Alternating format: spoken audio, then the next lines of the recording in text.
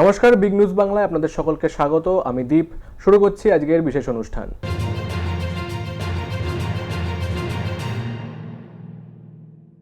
কামারহাটি পৌরসভার ২৪ নম্বর ওয়ার্ডের অন্তর্গত পাঞ্জাবিলার এক গুরুত্বপূর্ণ ভাগাড় এবং আগরপাড়া স্টেশন সংলগ্ন যে অবৈধ নির্মাণগুলি হচ্ছে সেই নিয়ে ক্ষোভ উগরে দিলেন সেইখানকারই কাউন্সিলর বিমল সাহা। কামারহাটি পৌরসভার ২৪ নম্বর ওয়ার্ডের কাউন্সিলর বিমল সাহা পাঞ্জাবিলার বেহাল আবর্জনার ভাগাড় এবং আগরপাড়া স্টেশন রোড সংলগ্ন বিটি রোডে রাস্তা দখল নিয়ে চরম অসন্তোষ প্রকাশ করলেন। দীর্ঘদিনের এই সমস্যা সমাধানে কাউন্সিলর নিজে মাঠে নেমে অসাধু ব্যবসায়ীদের কড়া ভাষায় সতর্ক করেন এবং দ্রুত রাস্তা পরিষ্কার করার নির্দেশ দেন। তিনি বলেন, সুস্থ পরিবেশ ফিরিয়ে আনা তার দায়িত্ব। গুরুত্বপূর্ণ এই ভ্যাটটিতে পৌরসভার ৩৫টি ওয়ার্ডের আবর্জনা ফেলা হলেও এটি দীর্ঘদিন সংস্কার হয়নি। এই প্রসঙ্গে তিনি সরাসরি জানতে চান, পৌরসভা কি শীত ঘুমে রয়েছে? তবে তিনি জানান, তিনি নিজে পৌর বোর্ডে সরব হয়েছেন এবং একটি বেসরকারি সংস্থার মাধ্যমে এই ভ্যাটটিকে জিরো ভ্যাটে পরিণত করার প্রক্রিয়া চলছে। বাংলার মুখ্যমন্ত্রী মমতা বন্দ্যোপাধ্যায় যখন নির্দেশ দিলেন যে বেআইনিভাবে যেখানে দোকান বা ঝুপড়ি যেখানে আছে সেগুলো তুলে দিতে হয়, আমরা সমস্ত কিছু কিন্তু তুলে রাস্তা ফাঁকা করে দিয়েছিলাম। তারপরে আবার দেখছি সাধারণ মানুষ অভিযোগ করছে, বাস চালকরা অভিযোগ করছে, যাত্রীরা অভিযোগ করছে যে ওই রাস্তায় আবার বেআইনিভাবে আবার কিছু বহিরাগতরা ব্যবসা করার জন্য, অবৈধ ব্যবসা করার জন্য ওখানে বিভিন্নভাবে মাল জমা করে রাস্তাটা প্রায় ব্লক করে দিয়েছে, একটা গাড়ি ঘোড়া ঠিক করে যেতে পারে না। তাই আমরা কামারহাটি পৌরসভার চেয়ারম্যানকেও জানিয়েছি এবং আমাদের আজকে পৌরসভা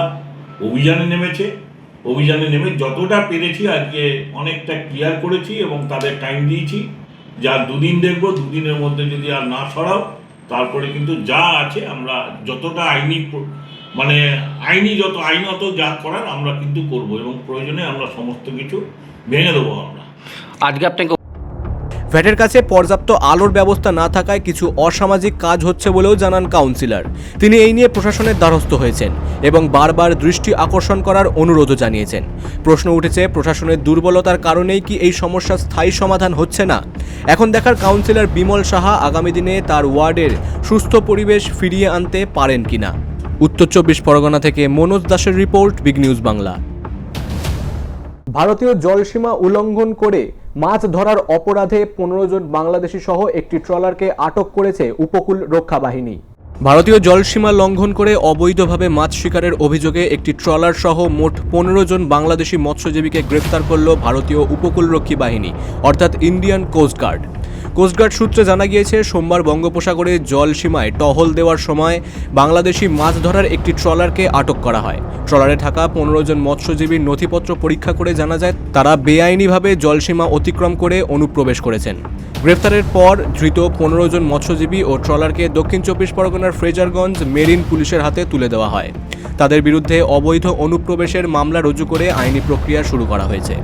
bureau report, Big News Bangla.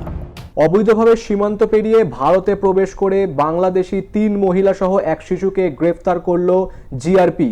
অভিযোগ, তারা নাকি ট্রেনে করে কাকদ্বীপে যাওয়ার চেষ্টা করছিল।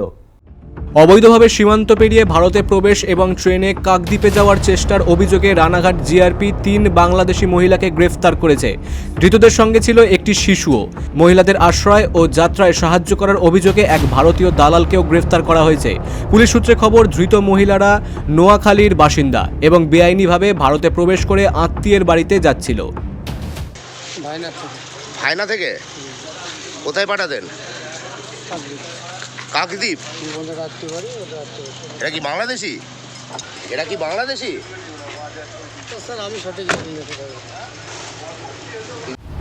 রবিবার তাদের আদালতে তোলা হলে বিচারক ৩ মহিলাকে ১৪ দিনের জেল হেফাজত এবং ভারতীয় দালালকে ৩ দিনের পুলিশি হেফাজতের নির্দেশ দেন। জিআরপি এই চক্রের মূল পাণ্ডাদের খুঁজতে দালালকে জিজ্ঞাসাবাদ করবে বলেই জানা যাচ্ছে। নদিয়ার করিমপুর থেকে অর্ধেন্দু মালাকারের রিপোর্ট, বিগ নিউজ বাংলা। নীরব একটা ছোট্ট বিরতি, ফিরে আসছে বিরতির পর।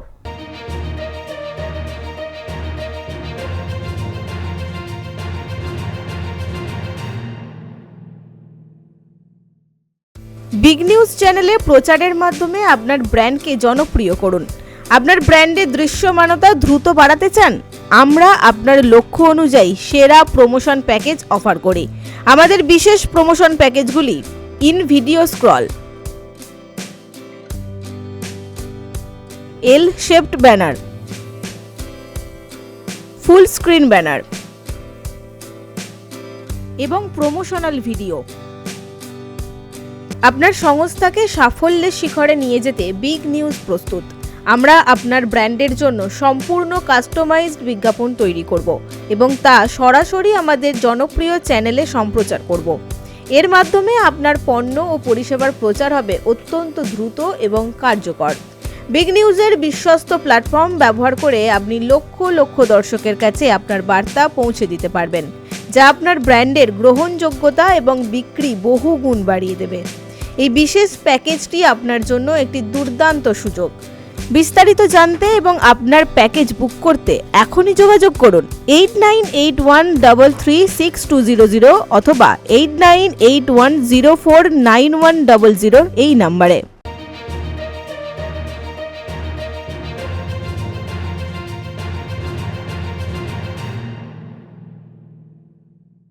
ফিরে এলাম বিরতির পর। আপনারা দেখছেন বিগ নিউজ বাংলা।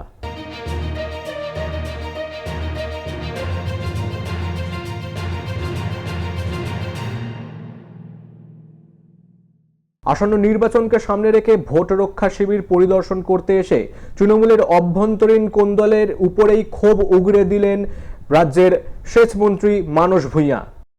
ভোট রক্ষা শিবিরে তৃণমূল কর্মীদের সক্রিয় ভূমিকা দেখতে এসে কার্যত দলীয় কর্মীদের গোষ্ঠীদ্বন্দ্ব নিয়ে দলের মধ্যেই ক্ষোভ উগরে দিলেন রাজ্যের সেচ দপ্তরের মন্ত্রী তথা পুরুলিয়া, বাঁকুড়া ও ঝাড়গ্রামের দায়িত্বপ্রাপ্ত মানস ভূঁইয়া। এই দিন তিনি ঝালদা বাগমুন্ডি শিবির পরিদর্শন ও দলীয় বিওলো 2দের কাজের খতিয়ান দেখে বলরামপুরে আসেন। সেখানে দলদিরি মোড়ে দলীয় কার্যালয়ে একটি সভা করেন। ভীষণভাবে অ্যাপ্রিসিয়েট করি যে আমার দলের নেতৃত্ব এবং কর্মীরা ভীষণ মেন্টাল প্রেসের মধ্যেও কাজ করছেন। ইতিমধ্যে 41 জন মারা গেছেন, the victim of the pressure effect of election commission.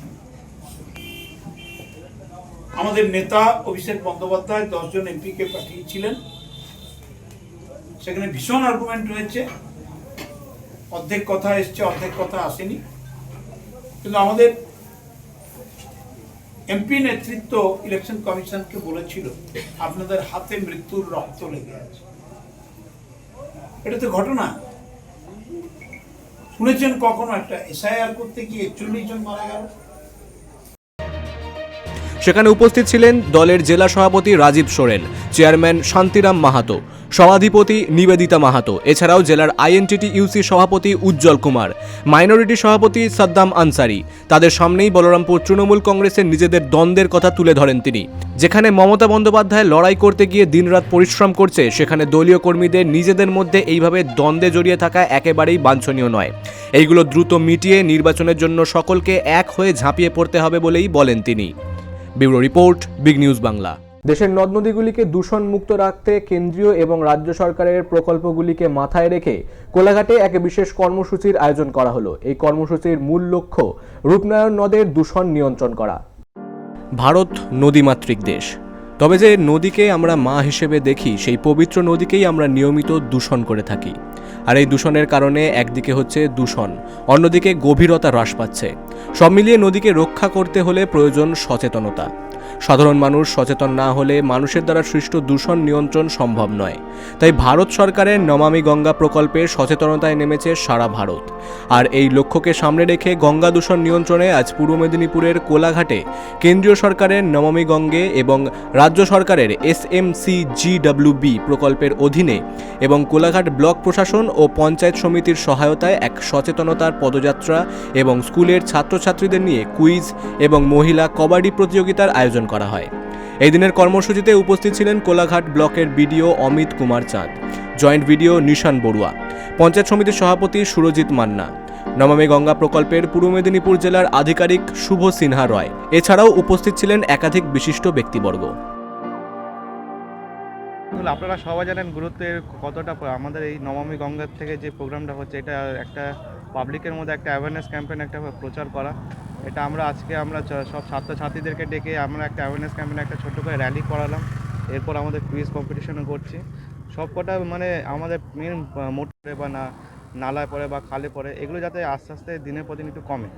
এটাকে রিডিউস করার জন্য আজকে আমাদের এই একটা পাবলিক অ্যাওয়ারনেস প্রোগ্রাম করানো হচ্ছে। মূলত এই দিন এই পদযাত্রার মাধ্যমে সাধারণ মানুষ রূপনারায়ণ নদের দূষণ না করে সেই বার্তাই দেওয়া হয়। পূর্ব মেদিনীপুর থেকে প্রসূন ব্যানার্জির রিপোর্ট, বিগ নিউজ বাংলা। আরও বিস্তারিত জানতে চোখ রাখুন বিগ নিউজের পর্দায়।